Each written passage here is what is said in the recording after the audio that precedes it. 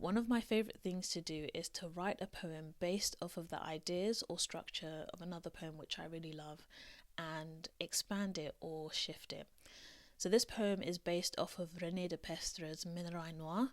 Originally written in French, you can find it in English. The English title is called Black Ore, and it's basically about the beginning of the transatlantic slave trade and how it started and how it was a real it was a real effort across members of all over society.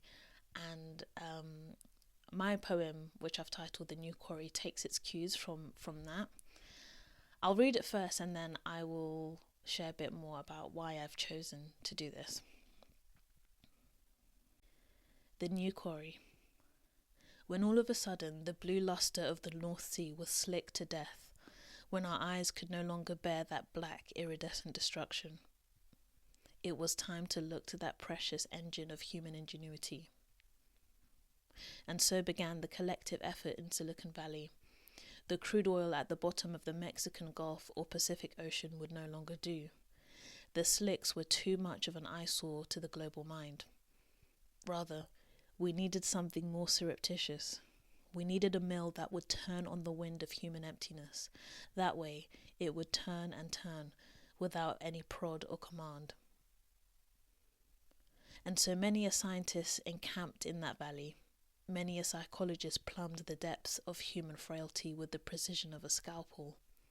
Many a business owner took their cues from the gambling industry. Many a storyteller spoke with the aura of ancient sages, brought to us the advantages of endless, boundless limitlessness, never-ending, ever-expanding access to everything and anything, at any time, in any place, in whatever way you could choose or imagine.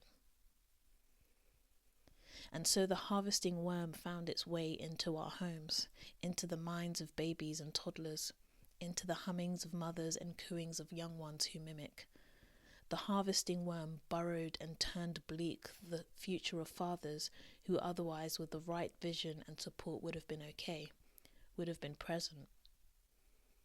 And so that engine of human interaction and love and devotion, a God-given gift for the preservation of our relationships, became a commodity.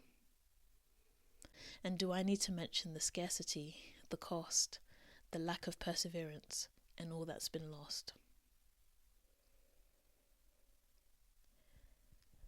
As a restorative poet, the topic of our attention is especially important to me because our attention is the bedrock of our relationships. It's where we can ask better questions, good questions. It's where we notice small but important things in our interactions with people. It's where we can step into the shoes of another and become more empathetic.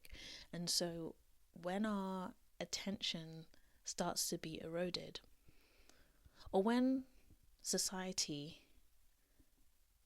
says it's okay to put a price tag on our attention span and to view our attention in and of itself as a commodity, then